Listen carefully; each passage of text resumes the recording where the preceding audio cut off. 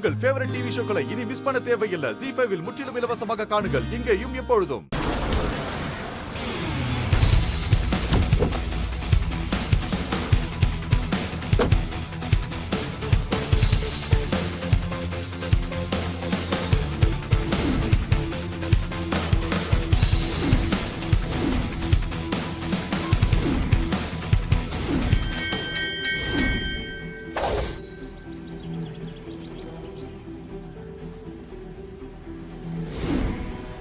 என் மனைவி மாறி மாதிரியோ இல்ல மத்தவங்க மாதிரியோ எனக்கு ஒண்ணு கும்பிட தெரியாத.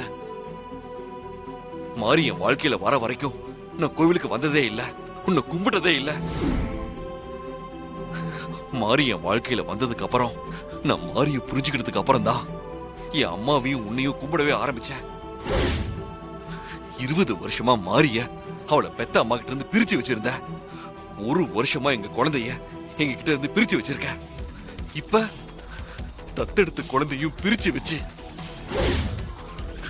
மாறி உயிரோட விளையாடிட்டு இருக்கியே, இது நியாயமா?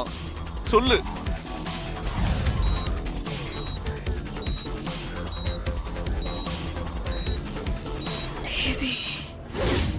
உனக்காக எவ்வளவு பூஜை, எவ்வளவு விரதம், எவ்வளவு வேண்டுதல்.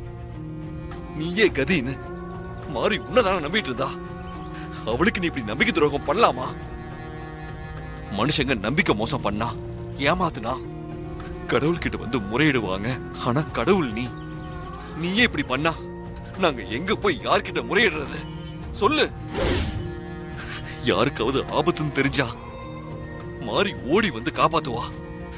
எனக்கு கார் ஆக்சிடென்ட் ஆனப்ப முன்ன பின்ன தெரியாது எனக்கு ஆபத்துன்னு தெரிஞ்சு ஓடி வந்து காப்பாத்துனா. மாறியும் நானும் அப்படிதான் சந்திச்சுக்கிட்டோம். என்னையும் மாறியும் வாழ்க்கையில ஒண்ணு சேர்த்து வச்சது நீதானே. மாறி முழுசா நம்புறா, நானும் கூட அதை நம்புறேன். அந்த நம்பிக்கை உண்மைனா என் மனைவி மாறிக்க எதுவும் ஆயிடக்கூடாது. அவளுக்கு ஏதாச்சும் ஒண்ணு ஆச்சுன்னா பக்தர்களுக்கு உன் மேல இருக்க நம்பிக்கையே போயிடும். ஒவ்வொரு நிமிஷமும் ஒவ்வொரு நொடியும் குறைஞ்சுக்கிட்டே வர மாரியோட நாடி துடிப்பு சரியாகணும். மாரிக்கு மயக்கம் தெளியணும்னா ஷர்மா பிடியில இருக்கிற எங்க குழந்தைக்கு எந்த ஆபத்தும் வரக்கூடாது. குழந்தை நல்லபடியா திரும்ப கிடைக்கணும்.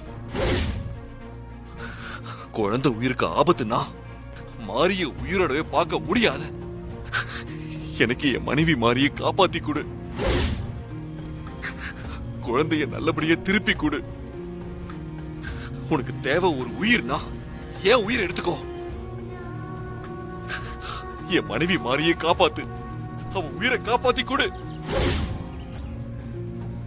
ZEE5 ஆப்பை டவுன்லோட் செய்து அனைத்து எபிசோடுகளையும் இலவசமாக பாருங்க.